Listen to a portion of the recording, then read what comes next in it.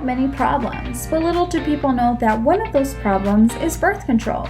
And the reason being is that women ranging from the ages of 15 to 50 have little to no knowledge about what birth control really is. And how exactly are we going to fix that? Well, today we are going to talk to you about the little misconceptions about contraceptives. Birth control was created in the 1960s, but it was not distributed to just anyone. According to a book published in 1970 called Our Body Ourselves, it stated that in 1965 the Supreme Court ruled that Griswold v. Connecticut gave married couples the constitutional right to privacy, and that included the right to use birth control. However, millions of unmarried women in 26 states were still denied that right to birth control. So today, I have a question for all of you. Do you or someone else you know are interested in taking birth control but don't know which kind to take or how it affects your bodies? Well, today, we are all here to inform you about that, so continue listening. Let's kind of explain the problem that women have with birth control. The main problem is kind of with the age group of about 15 to 20 years old, the young women who don't really have any kind of experience or knowledge about birth control. I know that a main factor that some young women do start taking birth control is because they're having intercourse at a young age. Also because some doctors can recommend it to kind of help reduce period cramps, and that some young women can definitely complain about because they're very bad. So that's kind of the experience that the younger generation has, but a reason why the younger generation kind of frays away from taking birth control is because the older generation kind of gives a bad taste of it, because they can kind of say, hey, if you take birth control for too long, it can cause infertility. Hey, it causes ovarian problems like cysts or cancer.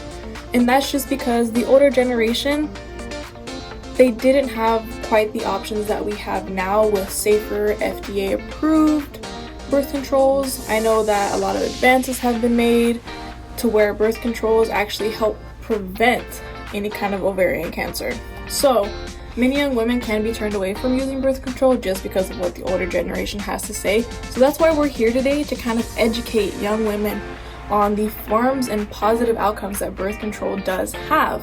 So some of the positive outcomes can definitely be, like I said, helping with the period cramps, help regulate the menstrual period cycle, also regulating hormones, and overall preventing a pregnancy. The Office of Women's Health actually states that women typically use some kind of form of contraception for about 1/3 of their life. So having safe and effective options is definitely important. The solution to our problem is to educate women on the various forms of birth control, because each birth control can work differently for everybody. According to Guttmacher, since 1982, the most common forms of birth control used have been the pill and sterilization. Although those two are the most common birth control methods, there are various methods for each woman to find that fits their body, such as a hormonal vaginal ring, birth control shots, patches, female condoms, an IUD, or an implant. Each birth control method has its own effectiveness, price, and how long it will last you. Permanent birth control options are also out there for both genders.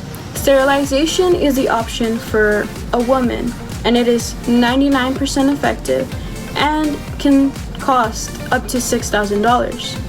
For a male, he can get a vasectomy.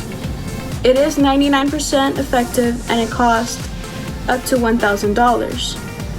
Birth control can also be used other than preventing pregnancy. It can be used, as stated before, to regulate a menstrual cycle, to balance hormones, and to reduce the risk of ovarian cancer. According to Planned Parenthood, oral contraceptive use has consistently been found to be associated with reduced risk of ovarian cancer and endometrial cancers. By implementing education on birth control in schools and in doctors' offices, we can better help women understand the risks of birth control, the truth about birth control, why you may want to get on birth control for health reasons, or how to obtain birth control. Also, there's so many misconceptions about birth control. So many women are misinformed or uneducated about these things. Some myths are that the IUD can get stuck, or that you can only get on birth control if you're planning to have intercourse, or that you may gain weight on all the birth control options. According to Nationwide Children's, you have a 2% chance of getting an IUD stuck. That's a 1% more chance of you getting pregnant on birth control. And just like genes, they don't all fit the same, neither does birth control. So if you feel like your birth control is making you feel fatigued or like it's making you gain weight, you may want to go to a non-hormonal option, such as a copper IUD. Also, some women get on birth control so that they can regulate their menstrual cycles and or control their acne and maintain it, or even some women may be prescribed birth control to lower the risks of ovarian cancer. Take action by not being afraid to have conversations of birth control. It's important that we start having these conversations with young women at an appropriate age, especially when in high school we're required to take a health class. Birth control can serve for more than just preventing pregnancy. It can balance hormones, reduce the risk of ovarian cancer, and regulate a menstrual cycle. Oftentimes, many women are hesitant to use birth control because it is frowned upon by certain religions. But according to Guttmacher, 68% of Catholics, 73% of Protestants, and 74% of evangelics use a form of birth control. Either way, you should ask your doctor or have a consult with the gynecologist for their recommendations. You should always keep in mind the various forms of birth control and the risks that may come with each use. Your body, your choice.